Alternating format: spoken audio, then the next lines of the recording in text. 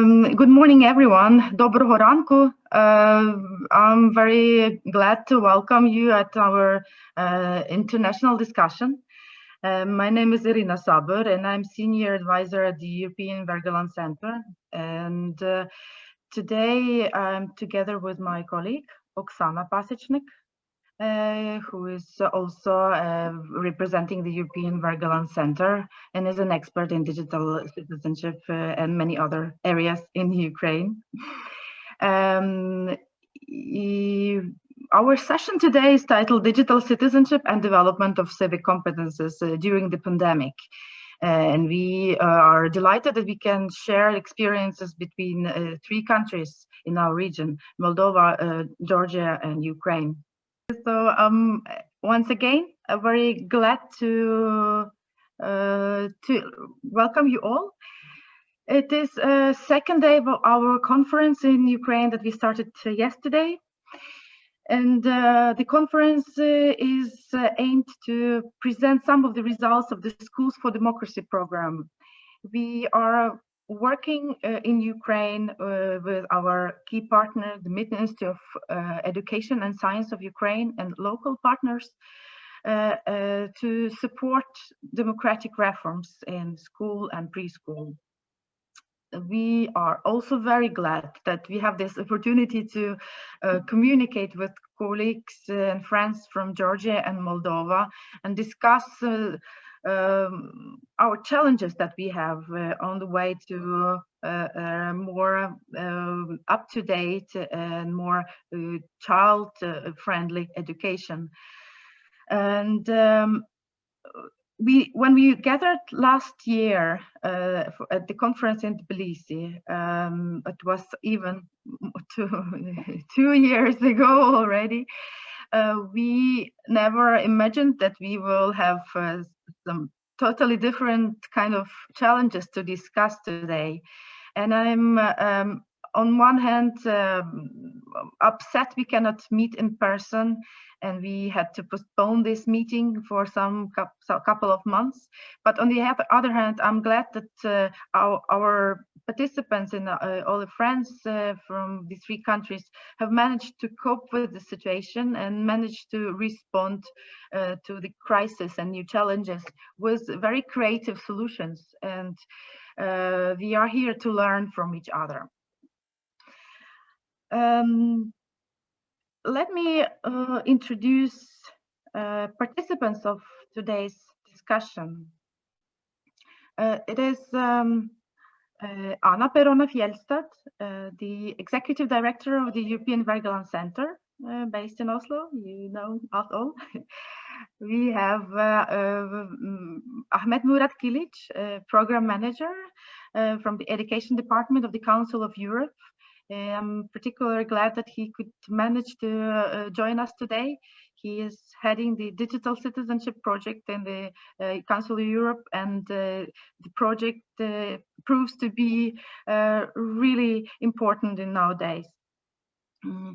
We have Raisa Yevtushenko with us, from Ministry of Education and Science of Ukraine, our friend since many years, and a friend of civic education in Ukraine. We have Corina Lungu from Ministry of Education, Culture and Research of Moldova. We're very proud to have you as partners. Welcome, Corina.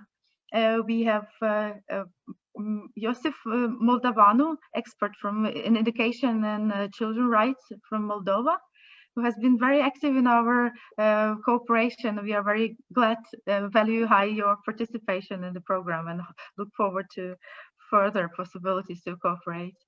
We also have Natya Natvishvili from the National Center for Teacher Professional Development in Georgia. Natya is an ambassador of civic education and education for democratic citizenship and human rights in Georgia.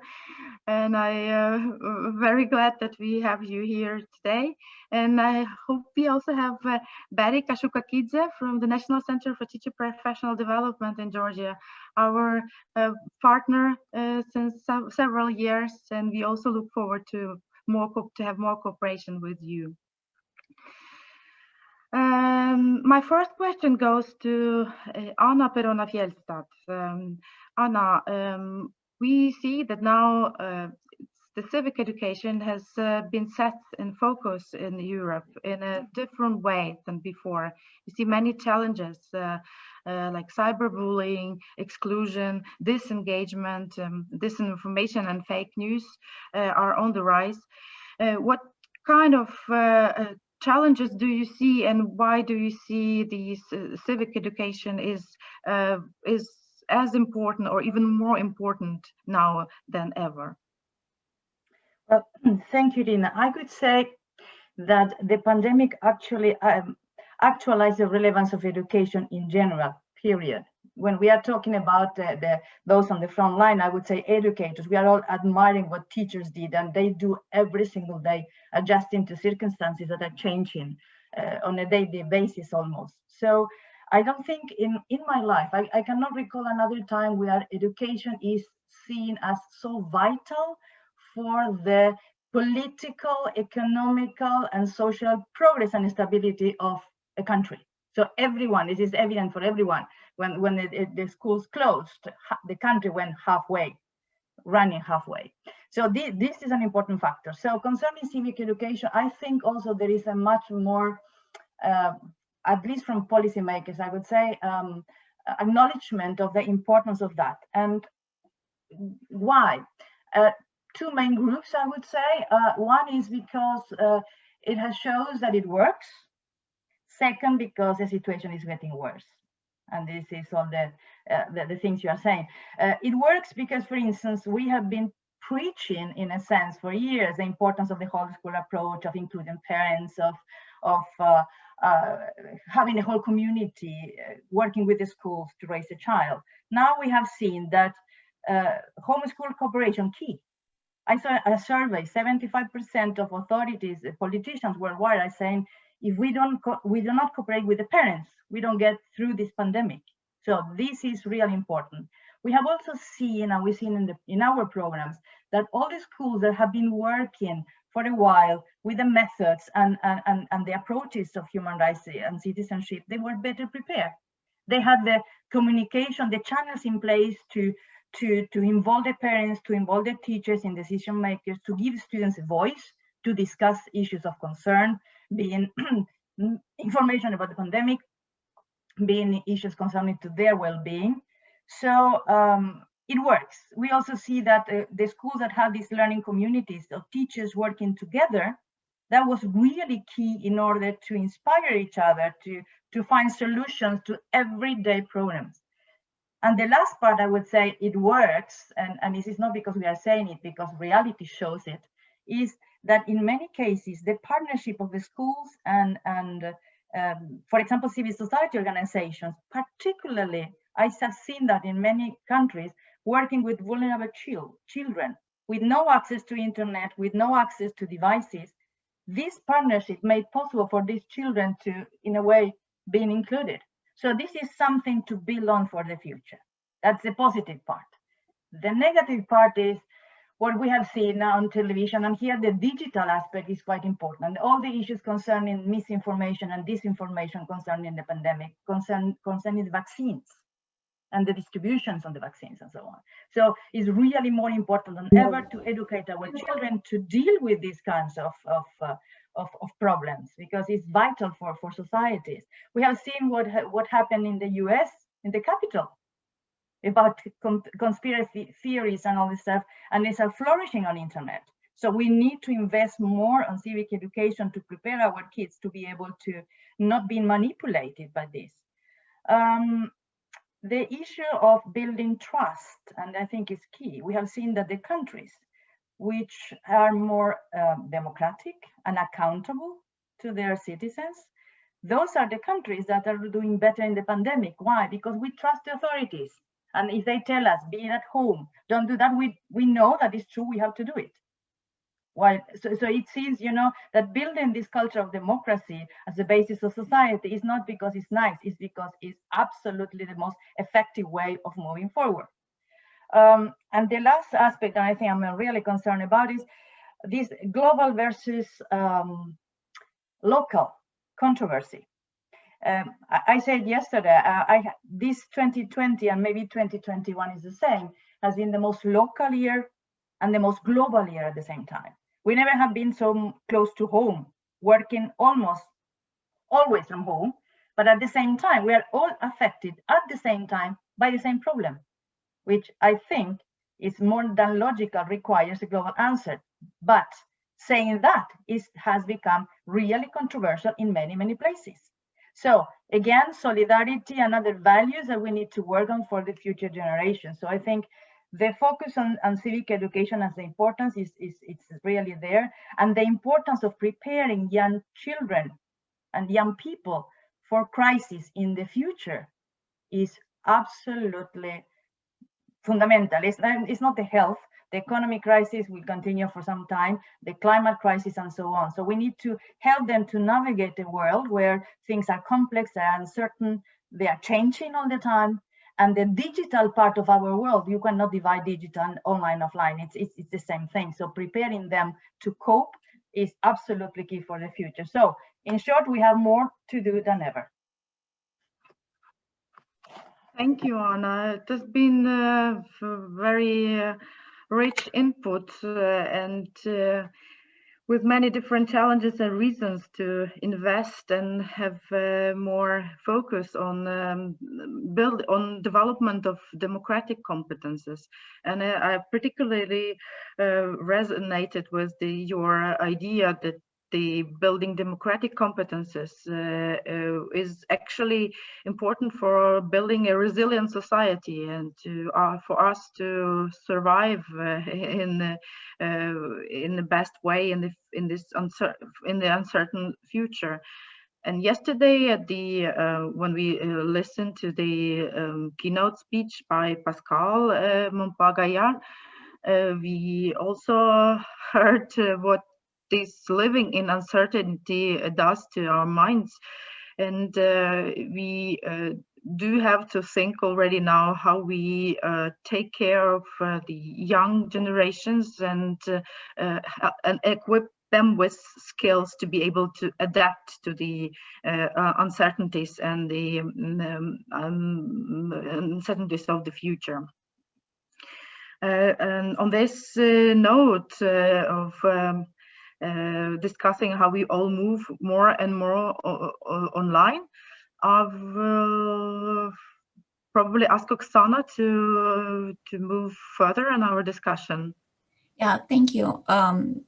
Great notes, Anna, and a lot of things that are interesting and important in one country really resonates to all the other countries as well. We really think about the same problems and the same issues.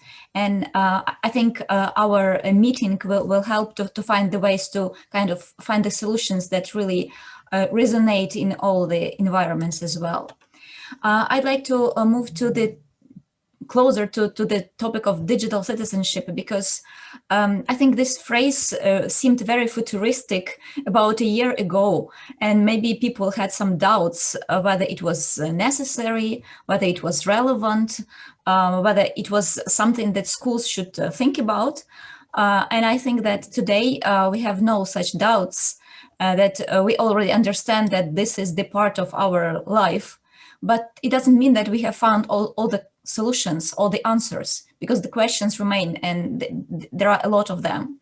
Now we know that there are a lot of changes happening when society moves into online mode, and we have tried it in practice. And we know that it's not just the technical part that is influencing the solutions.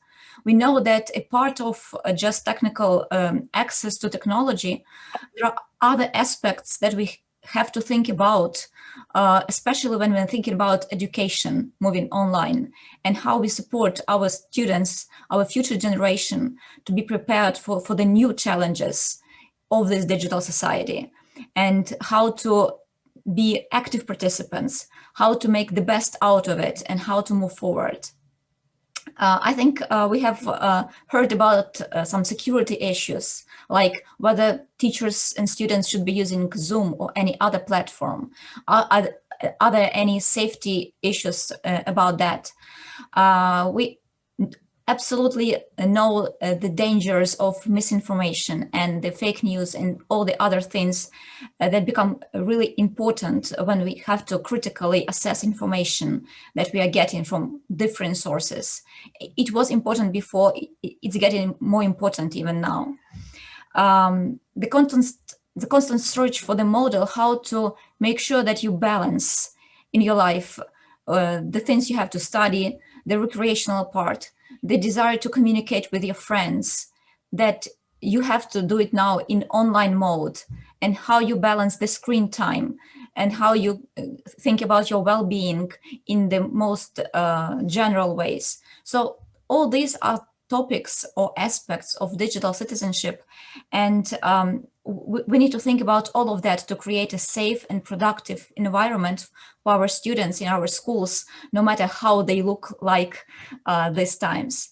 So I'd like to ask Ahmed Murat Kilic, the program manager of the Digital Citizenship Education Project of the Educational Policy Division of the Council of Europe. We are now moving our lives, including education, more and more into the digital space.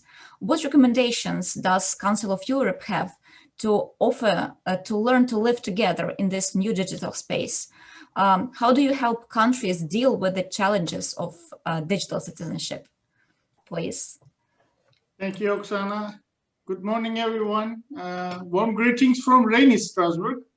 I hope I'm jealous of the weather in Georgia, and hope we will have sun soon. So, I mean, I wouldn't agree more with Anna and then Oksana that countries or member states and countries in general should invest more and more in EDCHRE, Education for Democratic Citizenship and Human Rights Education, but more particularly on digital citizenship education, as you already mentioned, because we have seen a growing trend in building skills, digital skills and competencies of learners at all ages, including adults, in general, trying to prepare them for the market, for the labor force.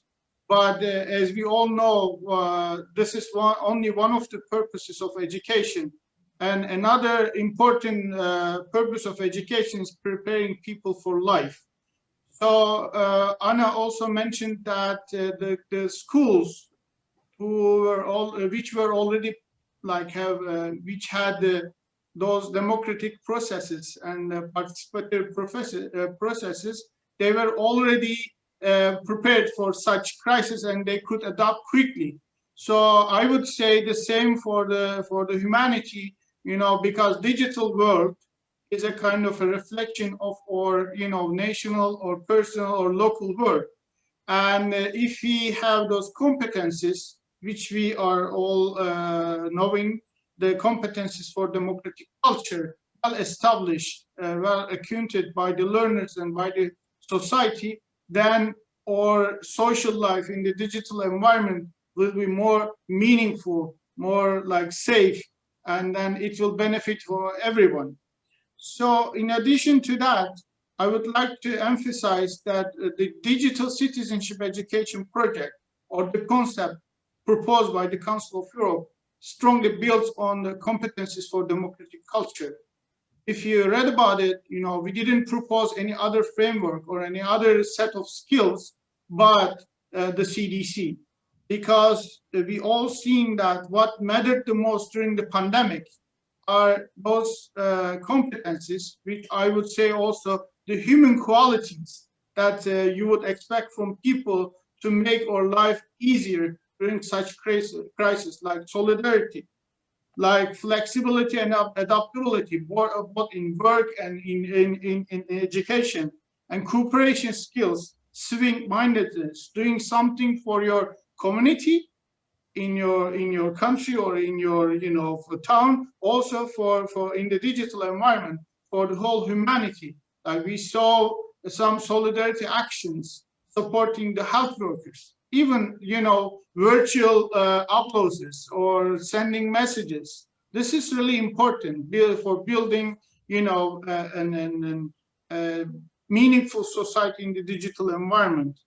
And also this digital transformation, this very fast digital transformation that was imposed by the pandemic showed us some potential for learning, which is really important. And many people are concentrating on the digital tools and platforms provided. But I would like to draw your attention to the shift in education from teaching to learning. I mean, that's why, one of the least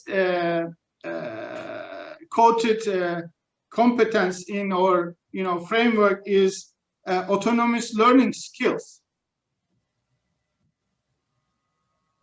That was introduced by the Council of Europe a long time ago in a different framework, which is for the languages, Common European Framework of Languages, which sees learners as autonomous social agents. So, I mean, what I'm trying to say that the learners have more say in their learning. We can see even in the near future, the learners can design their learning paths, but the role of the teacher is just helping them to make it proper and meaningful. And you're asking me also what we suggest or recommend the member states. In order this digital citizenship education happening all over the world, we ask member states or recommend them to heavily invest in infrastructure, technical infrastructure. This is really important. If you don't have access to digital environment, we cannot talk about digital participation. Also, we want them to heavily invest in building functional and digital skills. This is also really important because you have to know how to use digital devices. But also, as I said at the beginning, invest on competencies for democratic culture. Another thing is that they need to create participatory opportunities. So it's and participation is, as we all know, more than voting every 4 or 5 years. It's just giving to your community. So this is possible also in the digital environment, and we see all the civic movements happening on the internet. But if you block your internet or if you block social media, rather than kind of trying to properly regulating them, then you just cut off this opportunity for participation. So we want our member states to support and create participatory opportunities. And one last thing is that how we are going to help our member states. We have this project on digital citizenship education, and we usually do develop policies as an intergovernmental organization. But so far, what we saw that our policies are not implemented widely, or even if it's implemented not properly as the way we wanted in different contexts. Maybe it is because policies are theoretical claims and they may not reflect the different contexts or the reality of the grassroots levels. So that's why we are also in this project in particular moving from only policy to some practice or some practical support. And this is what we announced in a conference 2 months ago. And I'm happy to announce that in the coming period, you will see a model curriculum from the Council of Europe on digital citizenship education. And you will see a comprehensive online training program for educators to help them to not just implement this curriculum, this is just part of it, but to adopt digital citizenship education to their school's reality and to know more about it, about digital citizenship and competences for democratic culture. And Anna rightfully mentioned parents, okay, we always talk about parents' role in education, but they became like almost the stakeholder in educating their children because education is happening at home, at school on the online environment. And if you don't have parents' involvement and engagement in education, and it will be like one wing bird, it cannot fly. So in that sense, we are also heavily investing in supporting parents. So far, we developed some, informative materials. Okay, they are like drop in the ocean, but we did a survey and asked parents from all over Europe in 47 member states, their opinion, how they see digital citizenship and what they need to know and how we can support them. So in the coming years, you will see some further action of the Council of Europe supporting parents to support their children developing digital citizenship and developing competences for democratic culture. And that's partly also will be part of this online training program adapted for parents. And there will be many more, but we are here to support our member states from the policy point of view and also from the practice point of view. And thanks to our network of DC promoters, this is an informal network of practitioners. It's a small network, but very effective network. And we have Oksana from Ukraine, part of this network. They are really working hard to support our digital citizenship education project. Even during the pandemic, we did see some school activities. I hope that I could answer some of your questions. Yes, thank you, Murat. It was very inspiring to learn about so many stakeholders really thinking and working together to support this digital citizenship education need. Because, of course, there is a policy level, there is national level, which sometimes is a little bit different from the international perspective. Then we have some local level in the school, where teachers have to work with their actual students, and of course, parents who are absolutely vital to make it work really in real world. So yes, it's really a lot of to be done, and it's really good to know that a lot of structures are in place to support this process and to make sure that nobody feels alone in this quest to provide the best education possible for our students. So thanks a lot, and I think we will have maybe some questions in the chat during our meeting. Thank you for your great speech and inspiration for us. And I think now it's good to move to the more local level. To try to talk about what happened in particular countries we have now. So maybe Irena will continue from here. Thank you, Murat, as well. It's very exciting, and many things I've written down, but in particular, the teacher training module that you have announced. It seems to be one of the really key issues, because, as you say, that the teachers have to encourage participation, both in classroom and beyond, and how to reach out to students and to how to support them, and both when they face some maybe adverse conditions at home, or they lack gadgets, or they do not cope with bullying on social media.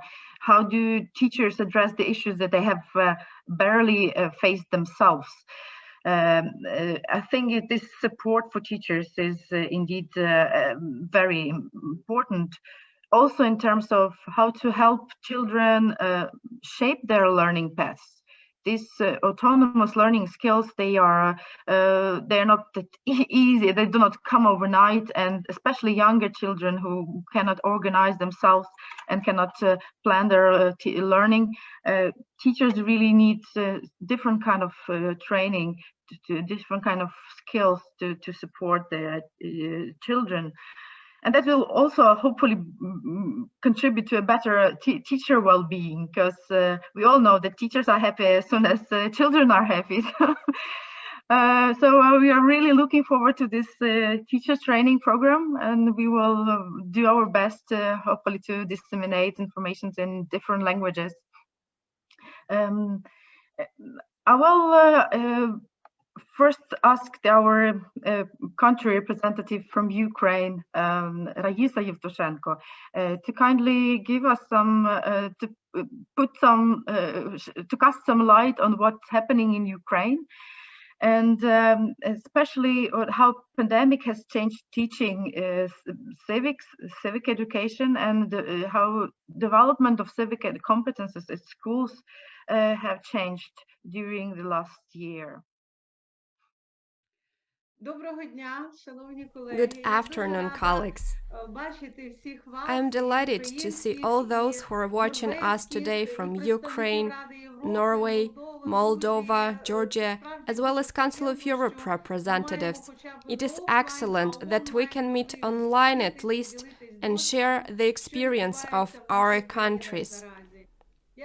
I'd like to express my heartfelt gratitude to the Wergeland Center for our long-standing cooperation. It was especially important for the Ministry of Education and educators, given the pandemic, to have access to all the online tools developed by you. Our students and educators are using them.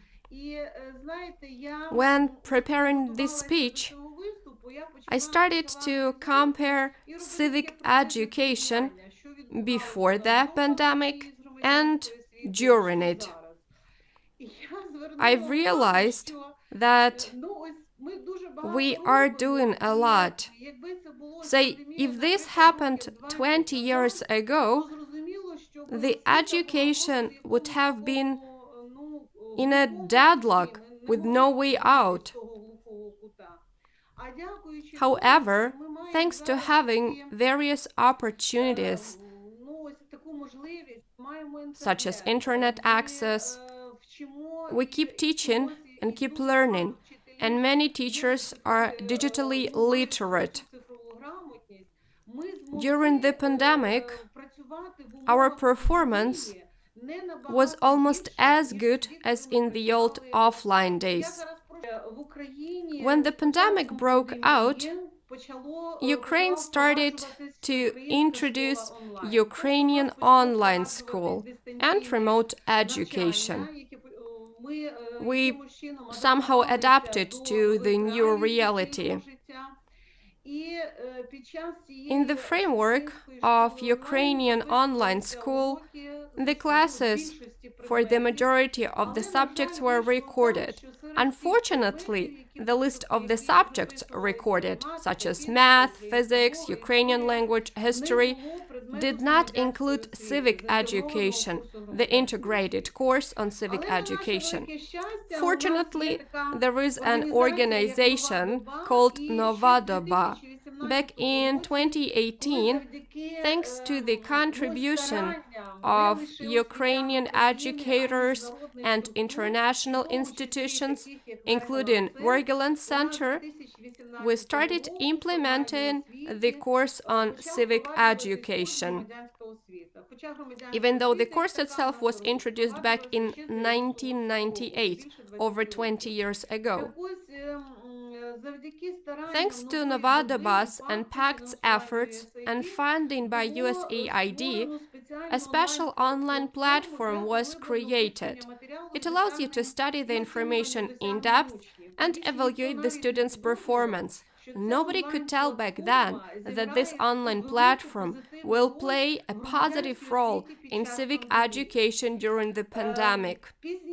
Later, the Ministry of Education approached Novadoba and PACT. In fact, we approached PACT, asking them to fund developing an online guide on civic education that could be used by all our schools. They agreed to help and funded it. And Novadoba developed an online course based on their textbook. It was supposed to reinforce the teaching of civic education in the 10th grade with modern IT technologies and content creation. We also asked Moldova for the statistics on website visits. The website was created by them in 2020. Here we can see that 5,000 users visited a website in January and 43,000 pages were viewed. Now, looking at the whole of 2020, we can see that October is marked by the largest number of visitors, 32,000, over 1 million views.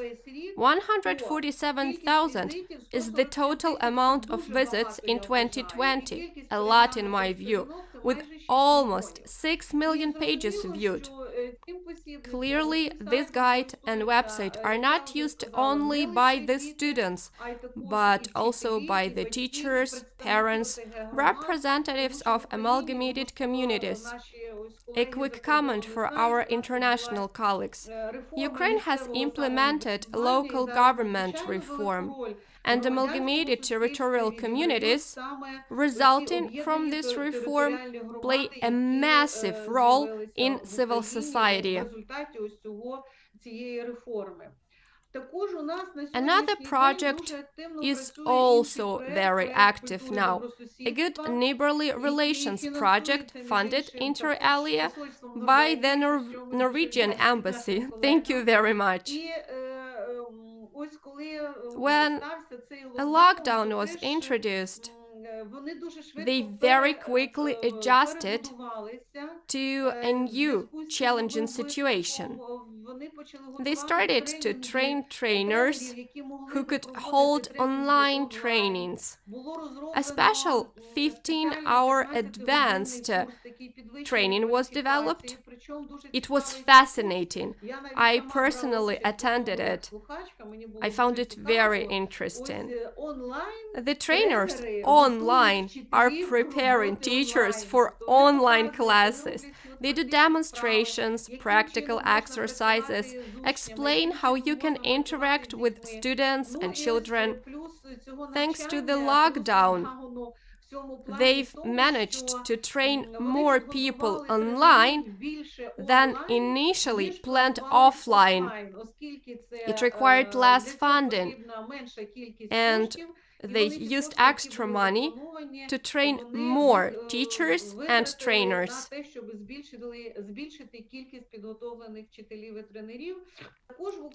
The Academy of Ukrainian Press is another active organization in Ukraine. They have been actively introducing media literacy for some years now. In this situation, they have created a very cool online guide called Teaching Practices for Countering Infodemic, or Don't Isolate Yourself from the Truth. This is what has been mentioned by the previous speakers today. Also, the Academy of Ukrainian Press holds online training for journalists and librarians, which is essential for us, as they are working with school librarians very actively. This is also their target audience. That is why we could say that this is one of the effective areas of work in Ukraine. Additionally, a conference was organized in August, and on September 17, a webinar dedicated to interaction between school administration and parents during COVID-19 was held. Ukrainian educators and civil society organizations do everything they can to counter the COVID pandemic, to effectively train citizens in the new context. Presently, Ukrainian educators, civil society organizations, international organizations, and institutions do their best to minimize pandemic and lockdown consequences.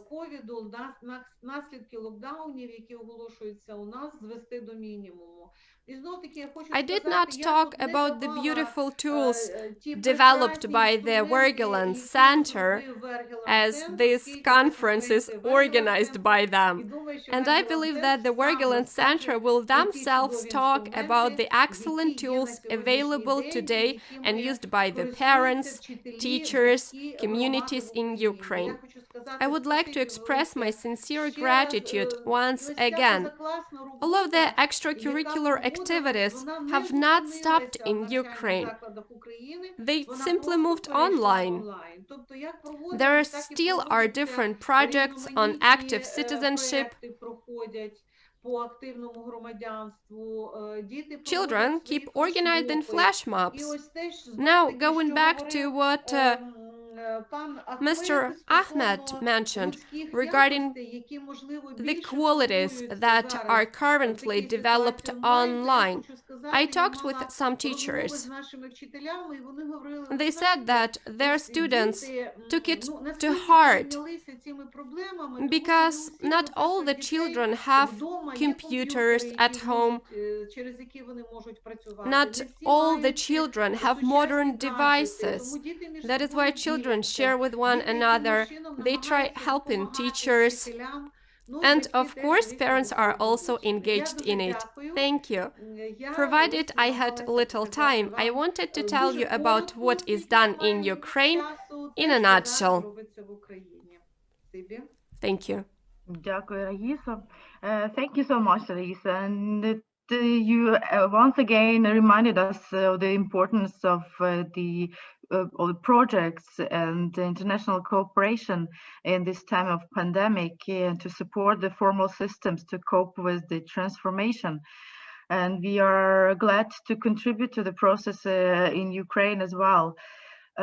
We are really interested in hearing how other countries coped with the situation and how the civic education looks like now in Georgia and Moldova. Oksana, will you please announce the next questions? Yes, I really like the fact that this pandemic made traveling so easy, actually. We can move from one country to another just with one click on the screen. And actually, it's one of the benefits of such a format, when we can actually hear from different experiences in one place, even at your own home. Thank you for this very nice look from Ukraine, how one country in particular managed to deal with this situation that required a lot of efforts, not from one person or one organization, but from a lot of organizations working together towards the same goal. And I would like to learn from other experiences as well. Turning to Corina Lungu from the Ministry of Education, Culture and Research from Moldova. What can you share with us, representing a level of national stakeholders? What can you say about dealing with civic competence during pandemic and during so-called pandemic learning? Please, what are your thoughts? Good afternoon, dear colleagues. I would like to once more emphasize that I'm delighted to see familiar faces, at least online.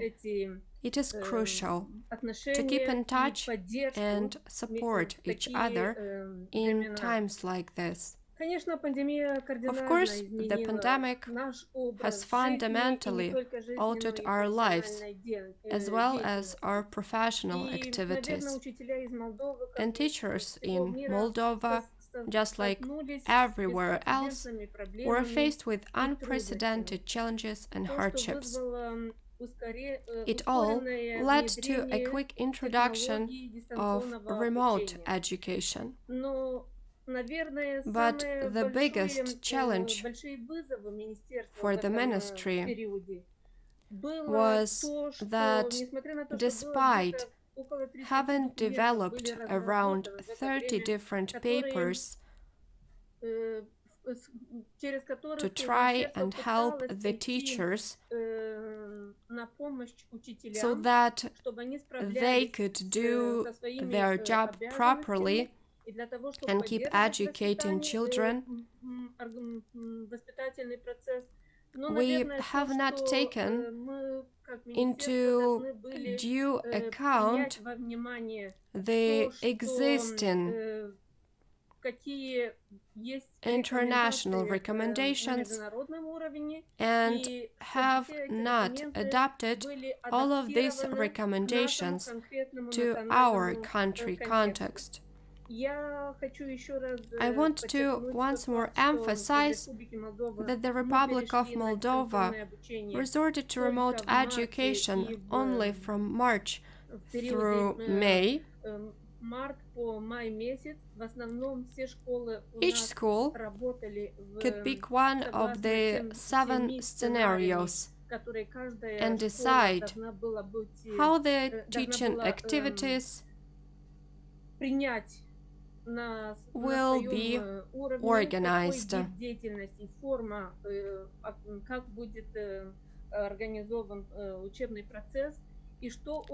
The critical thing to mention is that it was all happening in August.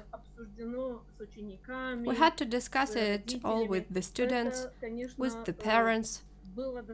That was a serious test for the school administrations.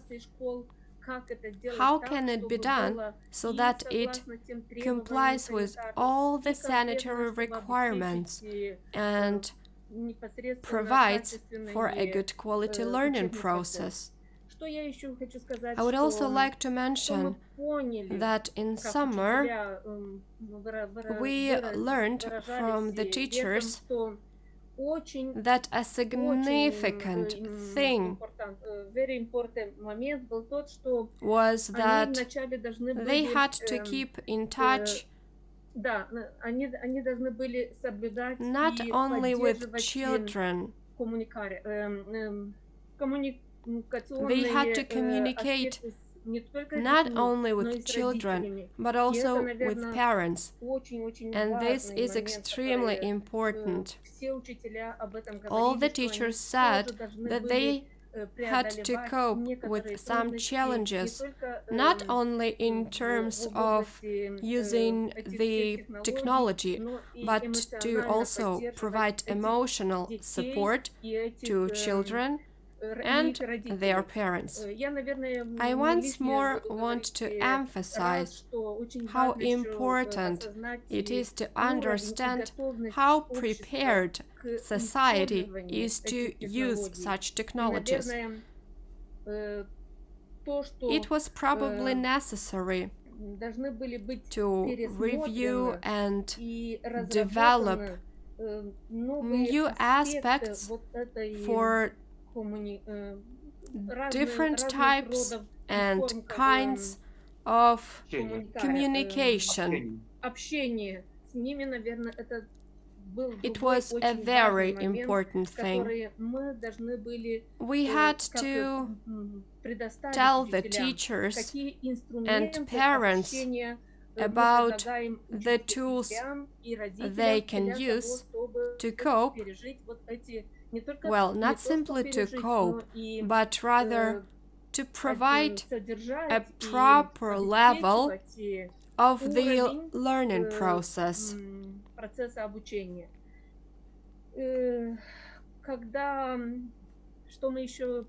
Another thing we've realized is that during this period, the frequency of acts of aggression increased in society. And the teachers should have somehow reconsidered some of the educational process aspects so that they could support and cultivate students, helping them cope with it all. This is another lesson we learned from all these examples.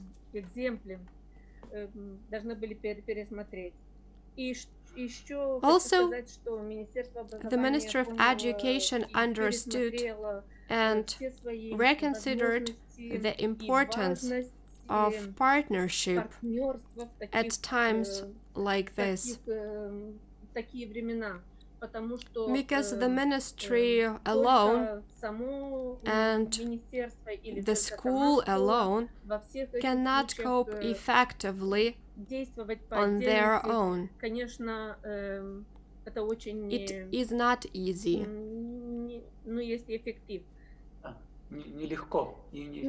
It is not easy. Another thing we realized, and probably my colleagues will dwell upon it, that the process of developing specific competences in civic education would benefit from having more practical tasks, especially during the remote education, when students are not in the classroom, as it used to be before. Despite remote education, the students should be able to interact with each other, or even students from different classes should be able to interact with each other.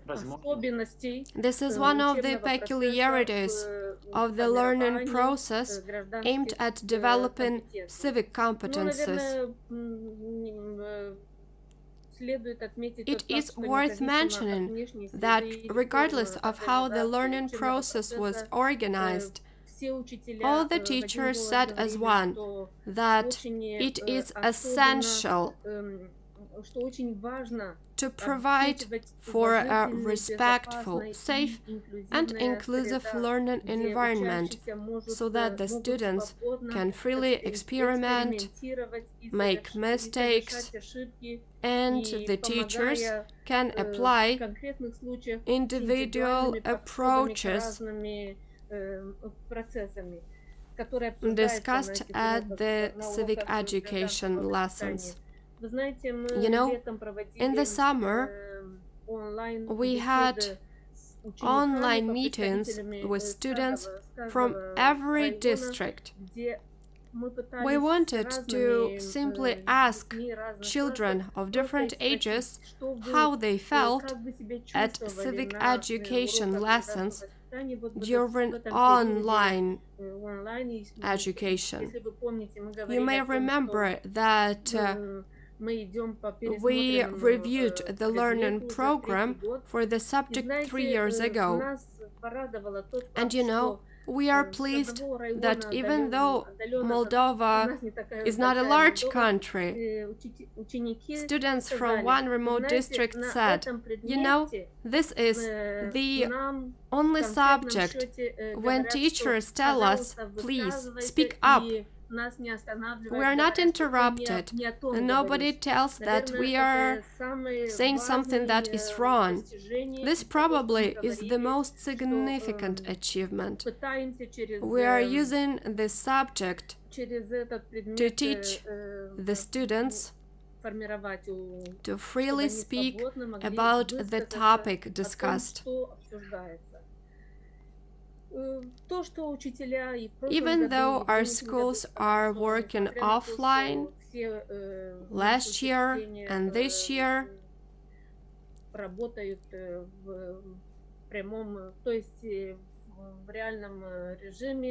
teachers still had to adjust as the number of students per class has changed. The day was divided into shifts as well. It is not that difficult, but there still are some peculiarities to this format of education.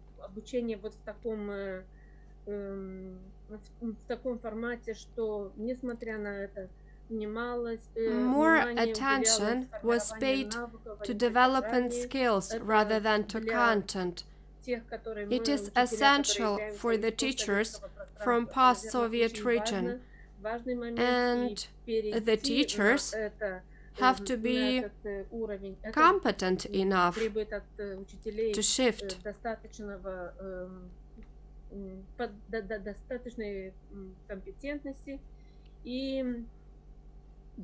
In some cases, when students could not join the synchronous or asynchronous online learning, the teachers contacted them directly or via their homeroom teacher.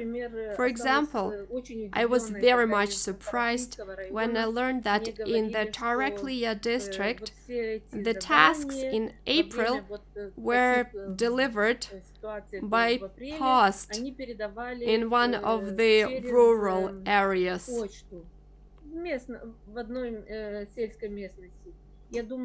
I think that every teacher did their best given their context. Now, the ministry is faced with new tasks. We need to understand what needs to be reviewed and how it should be done for our education, for our methodology, to comply with the present society. And the fact that we are learning from other countries' experience and are trying to apply it locally is very important.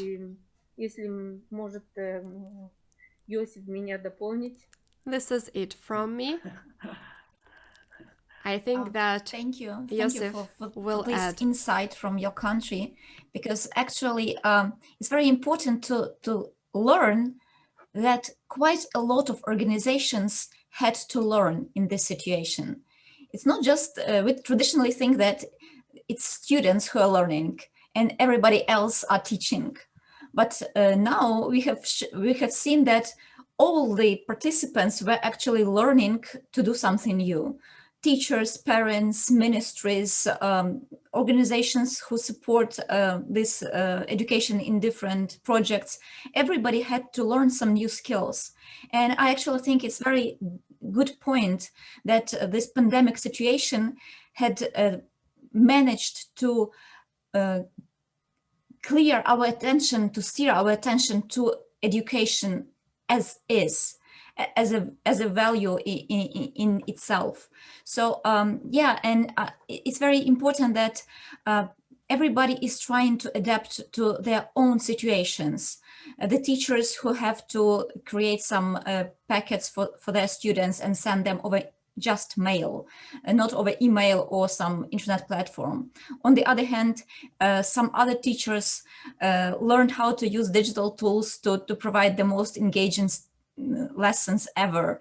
And the same goes to parents who have to reschedule their days to support their students in learning and keep their families running. So a lot of people are doing very interesting things on their different levels.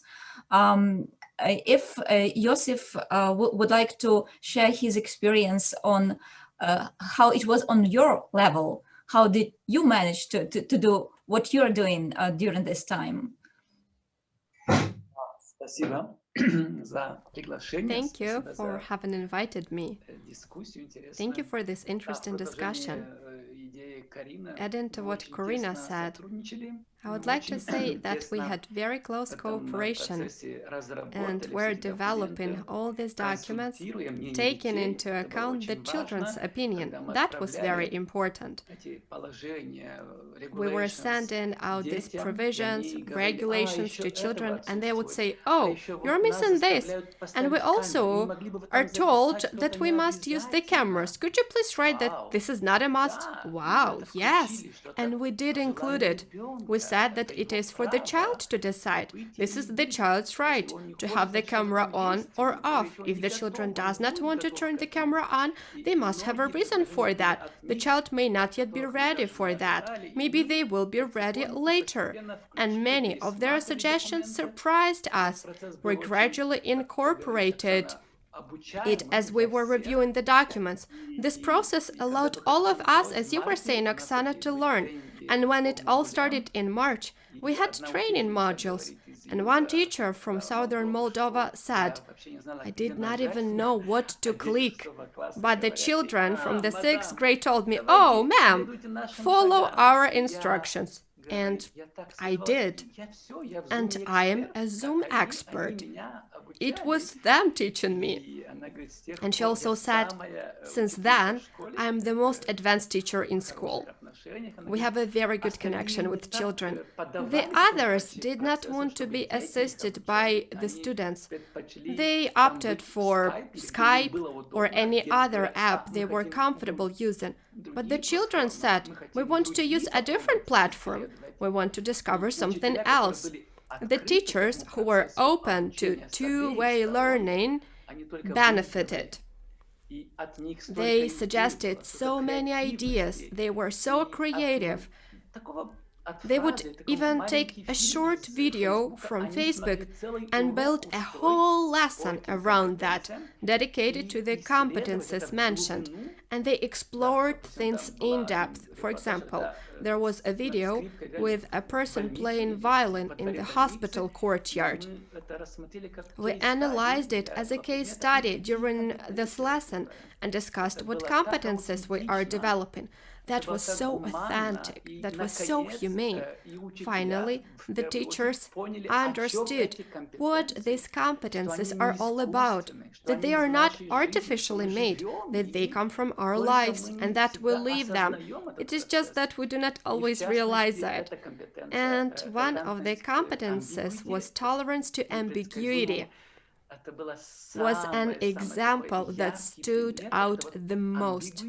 Ambiguity, when things suddenly change and we do not know what comes tomorrow.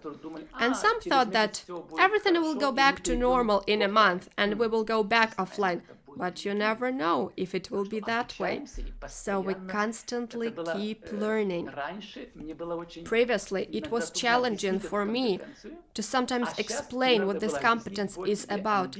And now you don't even have to explain it. Here is ambiguity for you. Here is an unpredictable situation. What do we do with that? How do we look for the solution? Together with children, together with parents, together with the community. And it is not somebody at the ministry making a decision, it is us. These documents gave the local schools, parents, children so much freedom and so much responsibility they had to assume. It very vividly demonstrated how these competences relate to the learning process in general, rather than civic education as a subject alone. One more example. During these meetings with teachers online, we tried to provide them with straightforward life examples, but the teachers would say, "Oh, it is not that easy. So many people are watching us right now. The parents are watching and listening us. Even the neighbors do. They've got nothing to do, so they all are listening to us." And I asked them, "What does that demonstrate to you?" "We're under a lot of pressure." I said, "No, they also want to be engaged in the process. So let us engage them. They are there. Let us be open. Let us share our love, our openness. We can share it with them because they did not have access to it all back in the day. That is why they are following with interest. They do not have bad intentions, on the contrary. And if we also mean well, it will enable more openness and they will be able. And there are lots of examples when parents got involved and helped. It was very nice. And the teachers give such examples. It was the most creative time of my life, the most imaginative. And I am so happy because of that. And I share my happiness with teachers I work with, and I encourage them to see this side, to see the opportunities. Before the pandemic, we neglected the digital skills and thought that it is only the young generation who needs to know this, that we do not have to know this. No, everybody does. This is the reality. And this is very much a part of our life. We established a very good connection. A very sensitive challenge for me, this is what Karina mentioned, was the psychological and emotional component. It was not properly taken into account in the post-Soviet region. We never learned these skills. And oftentimes, the teachers have certain concerns, certain fears, and they unconsciously pass it on. Sometimes, during online learning, I had to pay attention to the psychological and emotional atmosphere, to be more mindful. We have to take our own emotions into account. Sometimes we cannot control them properly, even being adults. This all is transmitted, and the atmosphere can be somewhat tense. And we had to pay a lot of attention to that. And our schools do not provide mentoring, coaching, or counseling services for the grown-ups, because if the grown-up comes to a child with their personal traumas and troubles, it all is transmitted, and we create confusion. The teachers realize that, and the schools realize that. Yes, we presently have many services available. Many webinars were hosted, but this is not enough. A systematic approach is needed. It should be enshrined in laws that teachers have the right to access this type of service, be it online or offline. This is a crucial aspect, and at times like pandemic, this becomes especially obvious. That is why it is important to pay attention to that and learn from other countries, such as Norway. I'm very interested in their experience. I just came up with an idea for a different project. Thank you for this revelation.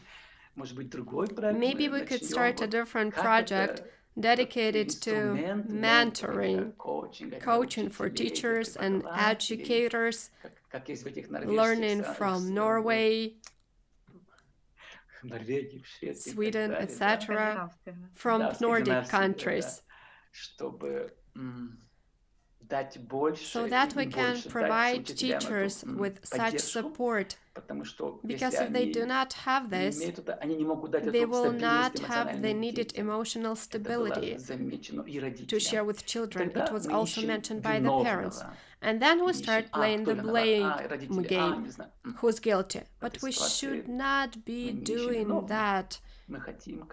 We want to be constructive, positive, and have good relations. I have just recalled that I and others have introduced a whole module that lasted one semester and encompassed 15 or 17 lessons dedicated to well-being. In the 7th grade, the children were exploring the school's well-being, the well-being of all the people in school, not only students, but also all those who work at school, from janitors to school administration. They developed a tool, surveyed those people about what they would like to change so that everybody would feel well at school. They are doing that now. The feedback is very positive, and we've dedicated a whole semester to that, January through May. And this module, this project, will result in suggestions developed by the 7th graders from all Moldova for school administration, for teachers.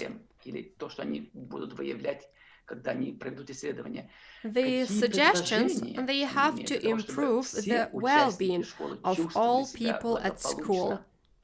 We look forward to it and will share this experience so that it is introduced into a work plan for the upcoming year, so that everyone feels their responsibility for it, both teachers and children. And in the 8th grade, as we continue, we want these kids to keep monitoring how the administration and other stakeholders honor their commitments.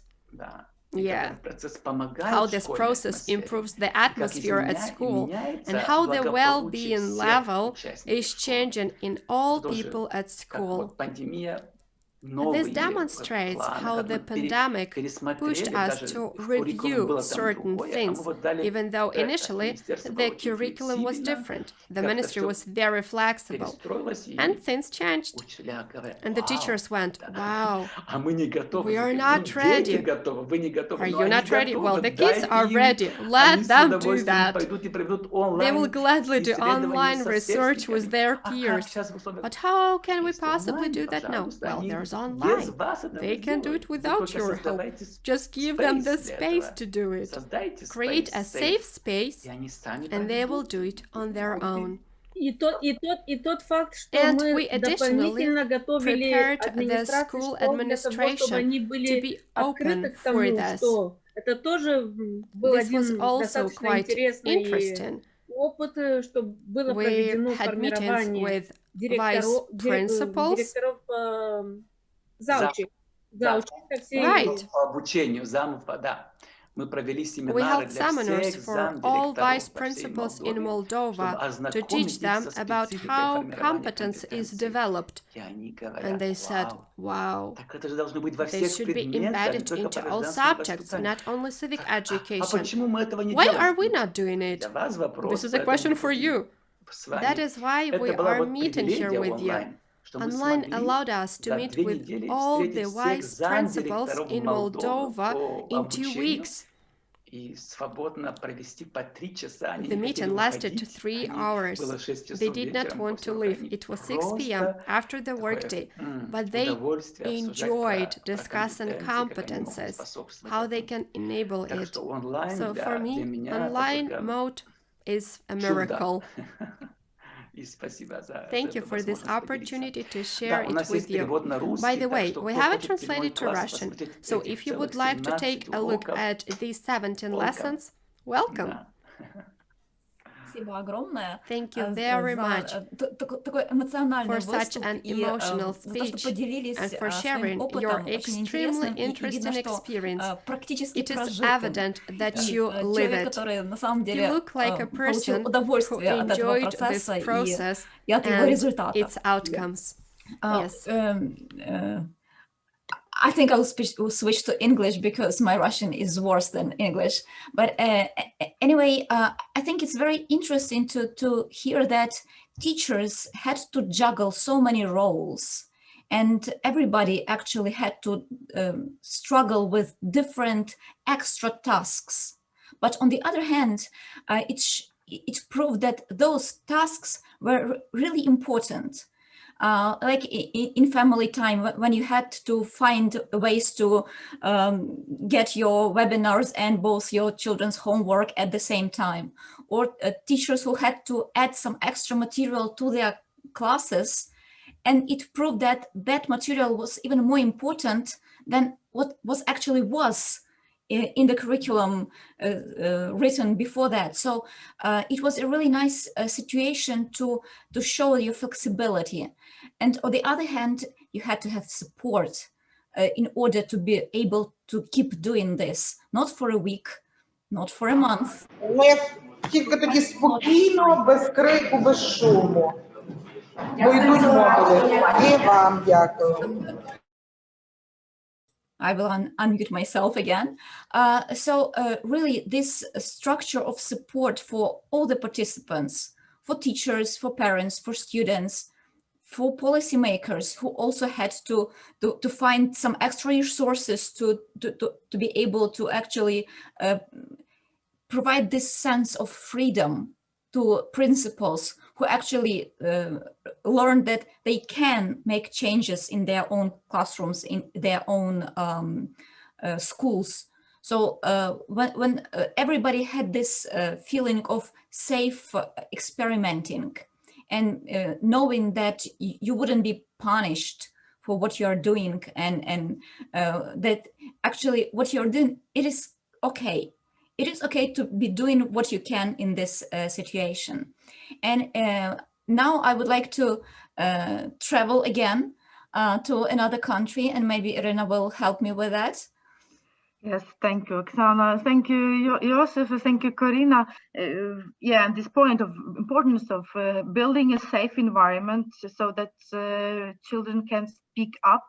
And yesterday, Pascal brought to the light this question of the importance of conversation, and that Corina also made a point of it, like, let them speak up, let them converse, so that students learn and develop their social and emotional skills in classroom. This is what's key, and shift from knowledge-based to competence-based education is helping, is a tool for that. And yeah, it's a very important question also how social and emotional skills become important also in bringing down this aggression that is building up Проявляла вчора вашу пару, але ось телебачення в школі було, ну не in the society and of course among young children. Thank you. And now we travel to Georgia now. And before that, I'll just mention that we have a question to Murat. So please stay with us. We will ask the question after we hear Natya. Natya, can you please tell us, share with us your experience with dealing with pandemics and the civic education? What's the place of it now in Georgia? Good afternoon, everyone. It's a big pleasure for me to be part of the conference. I'm very happy to see very lovely and familiar faces, but at the same time, I feel very sad because we are meeting online and not in beautiful and amazing Kiev or anywhere in the traditional format. But I strongly hope that we will come back to our very old and traditional normality very, very soon. As for Georgia, of course, the situation is the same here. We are part of this planet, of course, and we have many problems, many challenges, and it became quite popular today during this pandemic to say that teachers and doctors are on the front line of the war, and they need specific instruments to be fight better. I would like to share very shortly what kind of instruments we offered to schools, to teachers, to school principals to fight better. The first project we decided to create as an effective instrument for everyone. I mean, for teachers, for school principals, for students, and for parents, for families. It's the project of TV school. We call in Georgian Teleskola. This is the very popular way for many countries and for Georgia as well. The Ministry of Education, Science, Culture and Sports of Georgia, in cooperation with the public TV of Georgia, created the platform, the way of lessons in every subject, and lessons are based on the national curriculum, and students and families are receiving very interesting lessons guided by the very experienced teachers. And I can say that interest of the students with special needs is also taken into consideration during this lesson process. And the sign language also is sign language interpretation also is provided. And another project which is very close to the experience shared by the Moldovan colleagues, by Joseph, the materials for students and teachers. We created platform iSchool, and within the framework of the project, compilation of homework and tasks are created in the direction of 8 subjects, and they are uploaded on the platform, and everyone can download, and students can work independently, and special resources for teachers are created and uploaded on the website platform. But everything is in Georgian except of English, maybe English, I mean subject, and I would share it very gladly, but Georgian is very difficult to understand for our colleagues. Another experience I would like to share with you is online trainings and webinars. As a, let's say, moral and professional support, we decided to give to our teachers the way of professional services. We created more than 160 webinars for teachers and school principals, and for representatives of the preschool general education and vocational education representatives, and for parents as well. In many directions. You mentioned about social emotional safety. We are speaking about academic achievements, and all the webinars covered, let's say, any direction of education. Interesting part of this pandemic, maybe cybersecurity, and cyberbullying and everything. And we discovered that more than 2 million viewers we had the end of this process. This means that we had school representatives and just society who was watching our webinars, and who was participating in the discussion after. And also very traditional, content, traditional trainings. For instance, we trained on the for implementation better in competencies for democratic culture, more than 300 practitioner teachers during 2 months, for instance. And we did many interesting things, but the most important and the most successful experience I can share with you is, let's say, project-based learning, project-based teaching for democratic culture.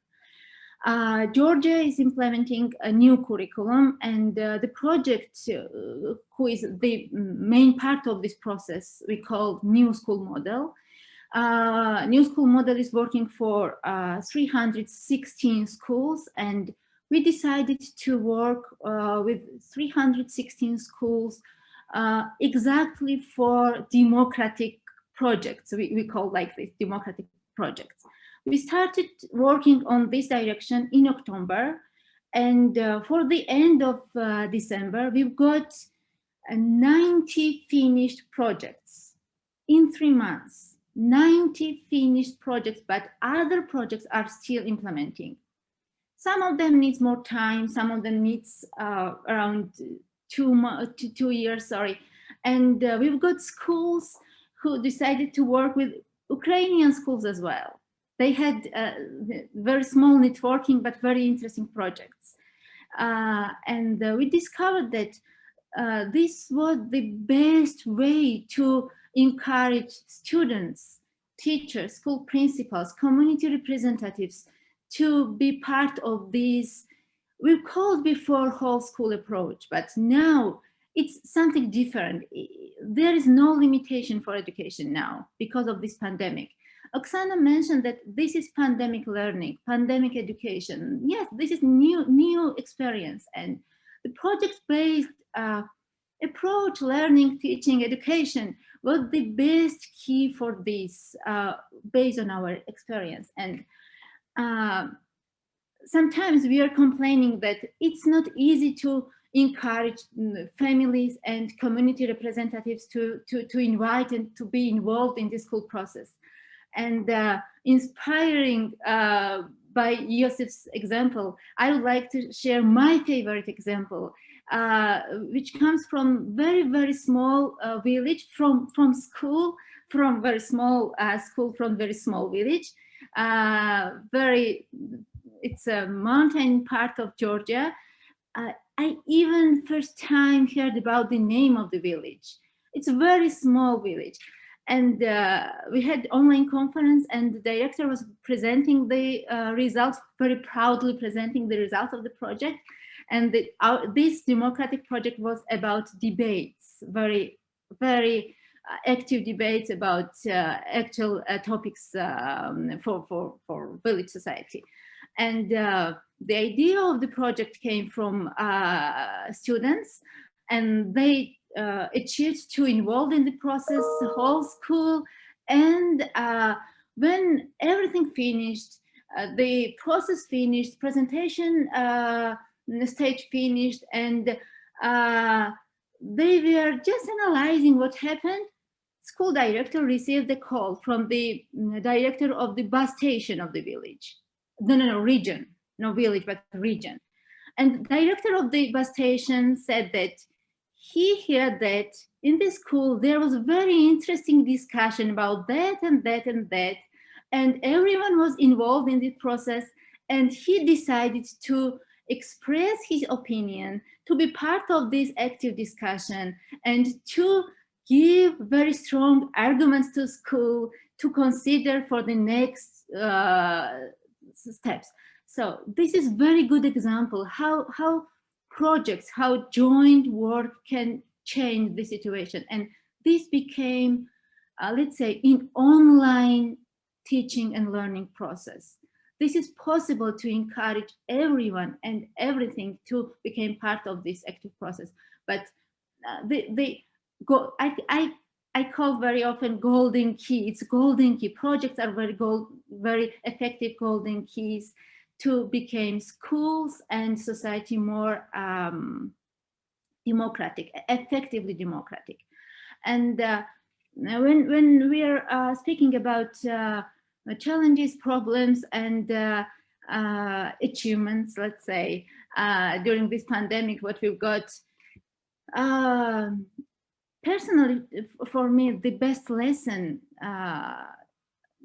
during this pandemic was the need and importance, the other part of the need of importance for civic competencies, even wearing the masks, just wearing the masks, and social distance as a part of civic competence became very active part of the public discussions. And we saw that our decision around the civic mindedness of civic competence can affect on thousands and hundreds lives. And this picture is very visible for everyone, and for policymakers, and for decision makers, and for practitioners as well. And based on the optimistic vision in this hard time, I mean, because of the pandemic, we can say that we've got very interesting lessons, and we don't have a right to forget about these lessons. And we have to consider even small details when we are working with students and with teachers. And the projects are really golden keys because they are full of small and magic details.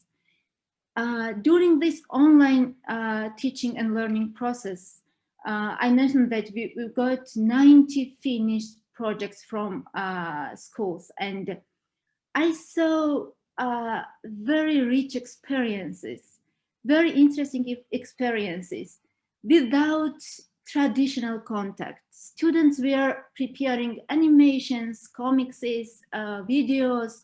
They had very interesting conversations, competitions on photography, in any direction. They were auditing school documents.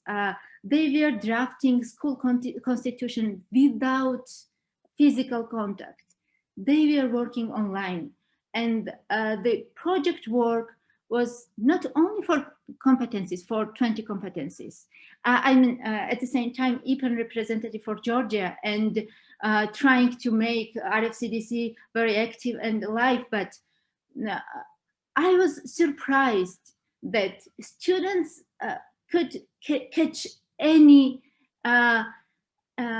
small idea, and they are ready to become ambassadors. It's not me, ambassador Irina, for civic competencies. They are ambassadors. They just need to have right instruments. And the projects were very successful because we've got together teachers from different subjects and different levels. Physics and math and sport teachers were working together with civic education teacher, and they were working together with principals and with parents, and the results were amazing. And I hope you will have time and opportunity to see more about school achievements during this school fair session. And it's a pity that you are not here in Georgia to have a more possibility to touch real achievements and real results. And yes, I'm representative of the National Center for Teacher Professional Development, but at the same time, I'm a teacher. I'm a teacher of the university, and I'm still in the problems. I'm trying to consider in my everyday work and the lectures civic competencies, but I'm trying. I don't know about my achievements. We need more time, and we need more conditions, more safe and how to say, comfortable conditions to have more reflection about problems, challenges, and achievements. And I strongly hope we will have all of them, what I mentioned. And I would like to say the big thank you for all of you to share your experience and to be part of this amazing process we had together during these years. And I hope it's not the final point of our collaboration and of our experience together. Yusuf, you have a new idea of new project, and here we are together, and we are ready to collaborate. And we have from our side new ideas, and let's keep in touch. Good luck. And then we will say that's how it all started. Yes, yes. It was something very spontaneous, but now it's very, very touchable, very concrete. Even in this online process, it's very concrete. Thank you, Natya, so much. The final point, the biggest thank you is for you, for the Vergeland Center from our side, and the most interesting part of this process was cooperating with you. Thank you, Anna. Thank you, all of you, and we hope we will have more and more time and more chances to work together for another new, let's say, challenges and barriers to overcome together. Thank you. Yes, and thank you in particular also for mentioning the importance of student voice. And this is also what also Josef mentioned before, the importance of trusting students and giving them just the tools and the space, and they will do, and they will learn them on their own. On these words, I would like to give the floor open the floor for questions. And we have already the first question, and we are running out of time, but just very short. I think at least like 2 questions from the audience. The first is Anna Perona-Fjellstad. Thank you, and thank you for really inspiring conversation. And I have to tell you, we are recording this, so you invite us for cooperation, we will remind you. We are coming back to you with that.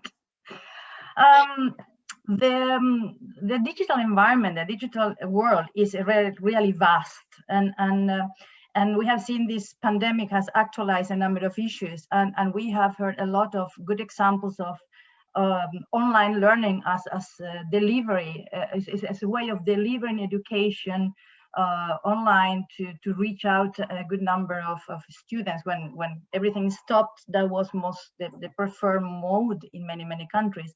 So I agree with you, Nadia, also that after this is over, I think it will be a good time to get back to evaluate what we have done, how we have done it.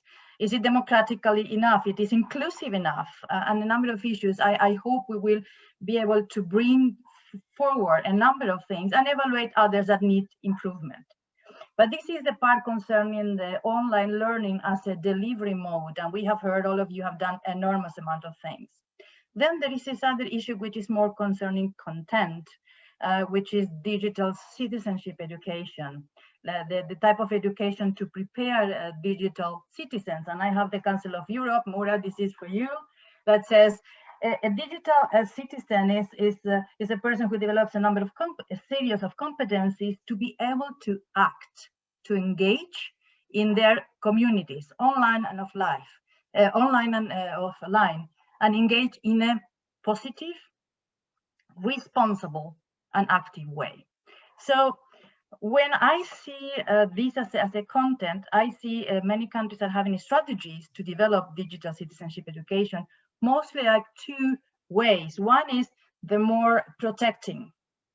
So the idea is to protect children from the dangers of, and there's, you can put cyberbullying or a number of things, misinformation, and developing critical thinking and media literacy skills in order to be able to cope. That is one big, and most countries are doing that already, and some very successfully. The other part is the part concerning empowerment, meaning using the possibilities of the internet to really thrive and to create new things. And this is connected more to participation and to rights and responsibilities and e-presence and so on. My question is to Murat, and it was a long introduction, but do you think that teachers are aware of the importance of preparing digital citizens? Do you think they are prepared to do that, prepared to cope with the challenges and the opportunities of the world, of this digital world? Do you think we are there? Yeah, I mean, I'm not in a position of judging, you know, whether we are or teachers are aware. And what I'm aware is that teachers are very much under criticism. I mean, unright criticism, because everybody is expecting something from them. But what I'm fully aware is that given the conditions, the time that we can spend for distance learning and the priorities of many countries, now I don't think citizenship is one of the core topics for when you are in distance learning or teaching mode, because there's a tendency of giving a priority to the STEM courses, science, you know, mathematics, those kind of things, and humanities or civic courses are not very well dealt in this, you know, during the pandemic or in the distance learning, because time is limited. You know, for those kind of topics, you need also some really fruitful and interactive discussions. That's why, you know, in some countries, those topics are introduced in philosophy courses at the high school level. Yeah, I mean, I can say that we are not fully aware of what digital citizenship education is, but also we were forced to kind of deprioritize this over, you know, or prioritize other courses over civic courses. There's a danger into this, because, you know, I would like to quote Rolf Gulov. Some of you know him.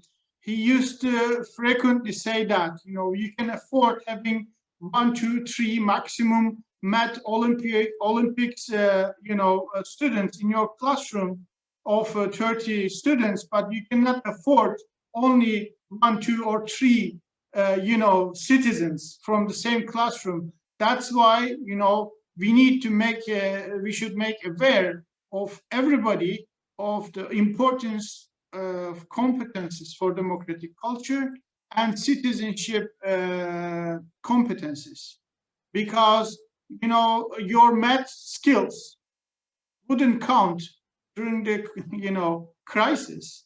Your other science skills or science knowledge, if you are not a scientist working on a, new vaccine, I mean, it doesn't make much sense. Of course, I'm not saying that this is not important, but what mattered the most is how you contributed to the to resilience of society, to help others to cope with this crisis. That's why, you know, we need to make sure that civic citizenship education, civic courses, has the right place and right amount of time to be spent in the curricula, in the school settings, and in the distance learning settings. And I agree with Anna. Online education is just a mode of education. It's not our priority. I mentioned about this because this is what we are going to use to deliver knowledge about digital citizenship education, and to be able to reach out wider audiences directly, from the Council of Europe to the educators, from the Council of Europe to the parents, and if possible, hopefully in the future, to students, because we don't have this student participation or children participation in our policy development. This is also important. I don't know if that answered your questions, but yes, this is really important. Thank you. Thank you, Murat. Thank you, Anna, for your question. I think that we will have to finalize our meeting gradually, unless someone really burns to ask the question now. It has been a long discussion, but very, very interesting. And before I give the floor for final words to Oksana, I just would like to say from myself that I enjoyed it a lot and recharged a lot for the future. Thanks a lot for this journey together. And yes, and I'll leave with this belief and trust in the opportunities that this pandemic opens up, not only the negative sides. Oksana? Yeah, it's been very interesting talk to participate in and hear from different experiences, from different levels, from different places, and actually coming to understanding that there is a lot to be done. We're not finished at all in terms of digital citizenship, citizenship education, in terms of education in general. There is still a road ahead. And I think we understand that cooperation of many stakeholders is needed to achieve this goal of having active, positive, and responsible engagement in both online and offline communities on the local, national, and global levels. So I think that's the final message we would like to hear and understand. And I'm happy that our program is actually determined to support teachers, to help them to equip young learners with competences for successful life and participation in communities online and offline, because I don't think online is going to go away anytime soon. And I don't think anyone actually thinks it is possible. So we need to be prepared and prepare our students to life in this new environment. We have done some research showing that there is a request from teachers to fill in some gaps in their understanding, in their abilities to actually serve this purpose, to provide some tools for smart and wise navigation in this digital world for our students. So one of the recurring topics was finding balance and going towards your well-being in this digital world, so that all these conflicts can be balanced and harmonized in a way that is positive in the long run. And I think we also all acknowledge the fact that it is a great learning opportunity for everyone involved. So it is a chance to actually reinforce the understanding and need for civic competence and shared responsibility to build positive and active community of responsible citizens in this digitized world. So I think having said that and having heard from all of us here today, it's been a great time and a great space to share these experiences and recharge for the next chapters to come. So thank you very much, everybody, and hope to see you soon sometime in person over some new interesting projects.